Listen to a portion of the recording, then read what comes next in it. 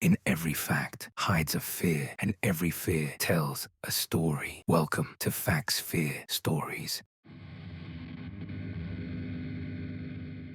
This happened a few years ago when I was working the night shift as a security guard at the local port. The port was massive, almost 2 miles wide, with endless warehouses, storage yards, and old buildings. On most nights, there were only 3 of us guarding that entire place. Now, the older guards always joked that the port was haunted. Accidents had happened there, fatal accidents. Some even said workers had died inside those very buildings. I never believed those stories, not until one night when everything changed. It was around 2:30 a.m. Me and another guard, Mike, decided to check the old gym on site. Sometimes we'd mess around in the racquetball court to kill time, but that night we just went to lift some weights. The building was dead silent, so silent you could hear the faint buzz of the lights above, the kind of silence that makes you feel like something is listening.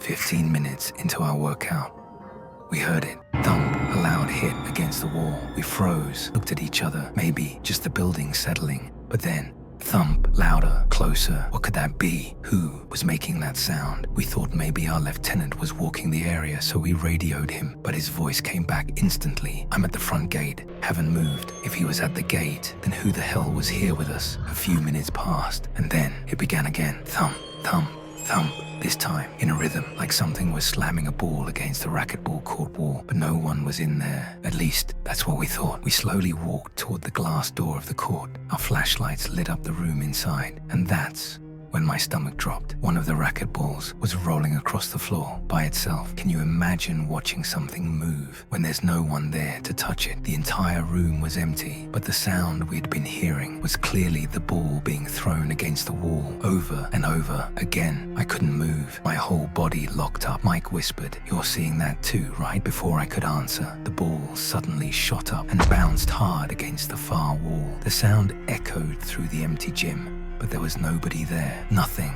we could see. How do you explain that? We didn't wait to find out. Both of us bolted out of the gym, sprinting all the way back to the front gate. The lieutenant was there, staring at us as we came running. He didn't even need to ask. He could see the fear on our faces. When we told him what happened, his expression went pale, and all he said was, "That's why guards don't last long here. You weren't the first to see it, and you won't be the last." Later that night, he showed us some of the security footage, and I'll never forget it. Dark, shadowy figures drifting through offices when no one was there, lights switching on and off in empty hallways, doors slamming shut without a single person in sight. Would you be able to keep working after seeing that? That night was the moment I realized the port wasn't just haunted. There was something demonic in that place. I didn't last much longer at that job, and to this day, I still get chills remembering the sound of that ball, because I know what I saw was real.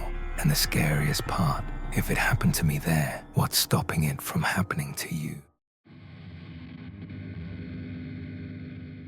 I used to work nights at a small hotel in my town. It wasn't a fancy place, just a regular bed and breakfast that served those watery scrambled eggs, frozen sausages, and the kind of cereal that goes stale the second you open the box. After a hurricane ripped through our area, a lot of houses were badly damaged, and for a short time, the hotel became busy. Families with nowhere to go filled the rooms. But once things settled down, it became quieter than ever, so quiet that sometimes I'd go my whole shift without seeing another soul. I worked from 6 in the evening until 2 in the morning, and someone else would relieve me after that. Most nights, I spent my time in the employee break room behind the lobby. It had a fridge, a coffee maker, a couple of old couches, and a bathroom. Guests could ring a little bell at the front desk if they needed me. One night, I was in the back when I heard a man's deep voice calling out, "Hello," over and over. I stepped out and saw him at the counter. There was a glass barrier between us with just a small slot at the bottom to pass items through. He said he needed towels. I slid a few under to him. He snatched them a little too aggressively, stared at me with this strange, unsettling look,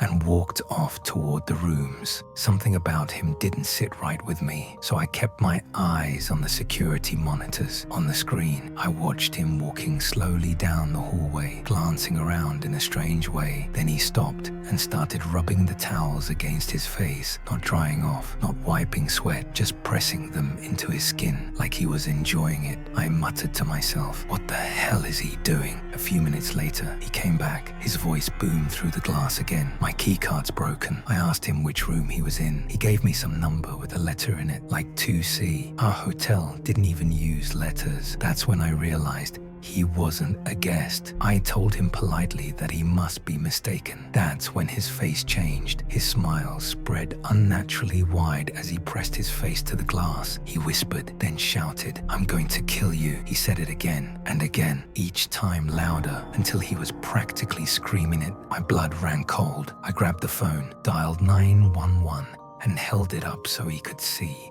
He didn't even flinch. He just mocked me, imitating my words in a playful tone, like it was some sick game. When I told the dispatcher what was happening, the man finally turned and walked slowly out the door, laughing as he went. For the rest of my shift, I stayed in the lobby, no more hiding in the break room. Around 2 a.m., my relief showed up and I finally clocked out. The night air was freezing and I regretted not bringing my heavier jacket. The parking lot was almost completely dark, except for one flickering light near the corner. I pulled my hood up and started walking toward the main road. That's when I heard it, a voice, low and mocking, drifting from the bushes near the side of the hotel. I couldn't make out the words, but I knew it was him. I walked faster. Once I hit the empty street, I felt slightly safer. But then I heard footsteps behind me, not normal footsteps, quick, sharp taps like someone running on their toes trying not to be heard. I spun around. Silence, but I knew someone was there, hiding just behind a parked car. Then a whisper, "I'm going to kill you." My stomach dropped. His head slowly peeked out from behind the car. His eyes locked on me, that horrible grin stretching across his face again. I panicked. Running wasn't an option in my work shoes, but I noticed one house nearby had a light on upstairs. Someone was awake, my only chance. I sprinted to the door, pounding on it, shouting for help. That's when I felt his hands clamp around my throat from behind. His breath was hot in my ear as he whispered, "Die." My vision blurred. I thought that was it. And then, salvation. The door swung open and a man inside yelled out. The grip loosened. I collapsed onto the porch as my attacker fled into the darkness. The homeowner pulled me inside, gave me water, and called the police. When officers arrived, they took the hotel's CCTV footage. Later, they brought me in for a lineup.